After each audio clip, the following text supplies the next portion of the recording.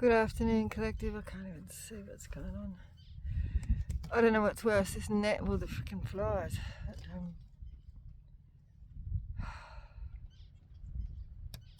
It's pretty freaking hot out here. And the flies, tide's out. I'll show you where I am this time. Just turn this around.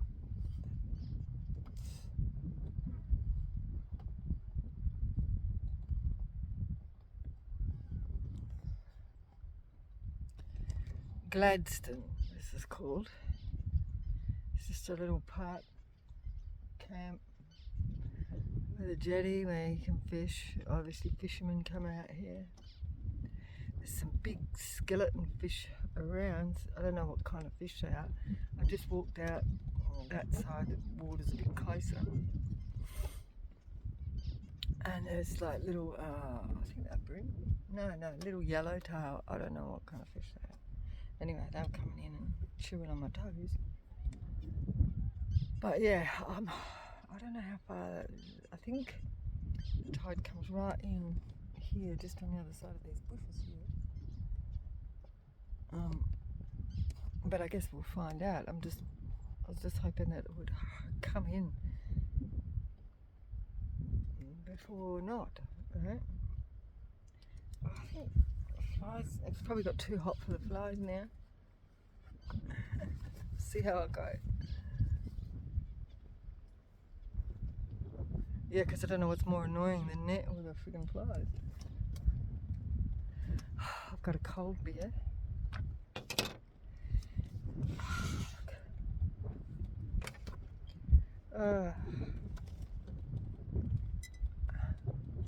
I wanted to put my water in the fridge so it's not cold, so I got a cold beer instead.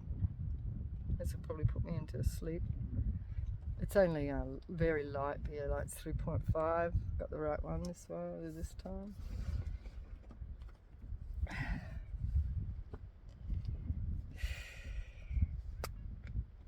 Cheers.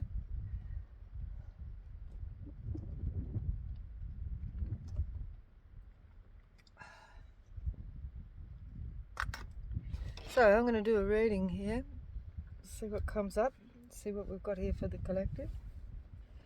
I stopped at the Overlander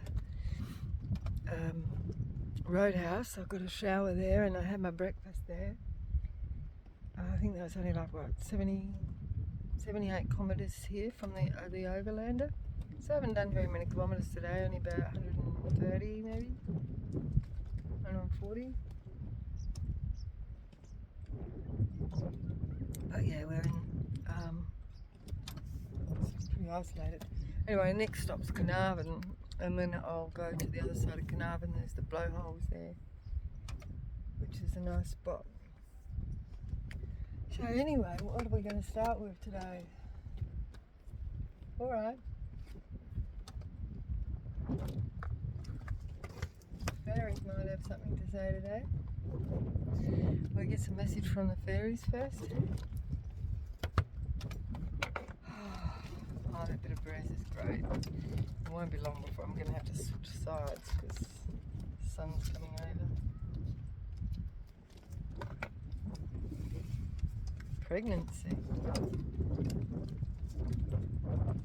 Dietary change. Assertiveness. I know my diet's certainly changed since I've been on this trip, just mostly because, you know, I'm travelling and I'm eating, you know, I don't have a lot of meat or anything like that. I haven't really had any meat. Well, anyway. But,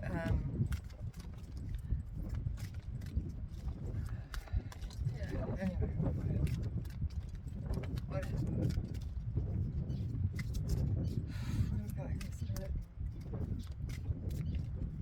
There were some things I wanted to say, to tell you from the last place.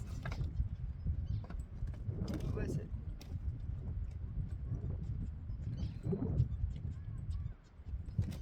Oh, that's right. It was from Red Bluff. Or Red Cliffs? Red Bluff. It's the day before yesterday. And that was in Kalbarri, right? I think that was about 3 or 4 days ago. I've lost track. I think it's Thursday today. And I did a reading on somebody who was out there, and and there was a man, and what I read in some, like some stories on the signage that were at the lookout thing in Kalbarri.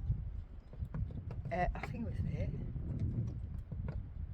Somewhere in Kalbarri, Anyway, the legend has it, this is a Nanda man was out with these 2 women, because 2 women were coming up in the reading, and I read it as somebody having somebody who was, like a whinging woman, and so he got rid of him because somebody kept complaining all the time, and he just like in the relationship for the money, and that was part of the reading. But there was these 2 women, right? I can't remember if it was the Queen of Cups and the Queen of Pentacles, I think.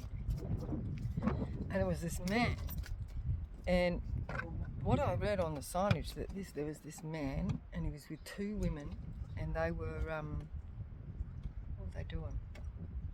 They were at this site. I think they were fishing or something, and the 2 women got killed. But obviously, well, not obviously, but it was to do with this man, because it came up in that reading that he took them out because they were complaining all the time, right? But the legend was that what do they call it? Down south it's called a woggle, but here it's called Beanabar or something like that. I can't remember, but the big rainbow snake. Starts with a B for the Nanda people, because they've all got their different names for the same thing, because the rainbow serpent, created the rivers and the mountains and that. So anyway, he's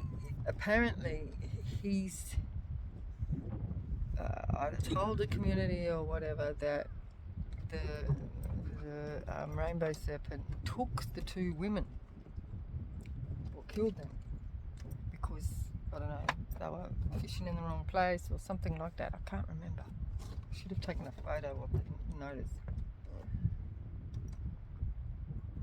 I get that many messages that I forget, right? I've only got a little bit of time. Let me just see. Oh, this is only going to give me like 9 minutes. It's going to end, so then I'm going to have to start again. So anyway, the red bluff, the cliff where I was doing the reading, is where he went and he cut himself because of his guilt. He was so distraught and distressed that he went there and took himself. So he sacrificed himself. That's why the bluff is red. It says that he cut himself to bleed out. It might have been like that. But the energy was there in that place, so I'm assuming that he actually took his own life there, and that's what it meant by taking, his own blood. Unless taking their own blood means taking your own family, but I don't think so. I think it was him that was bleeding on those rocks, and that's why the rocks are red in that crevice there. Anyway, that was one part of the story. And I think I'm going to run out, so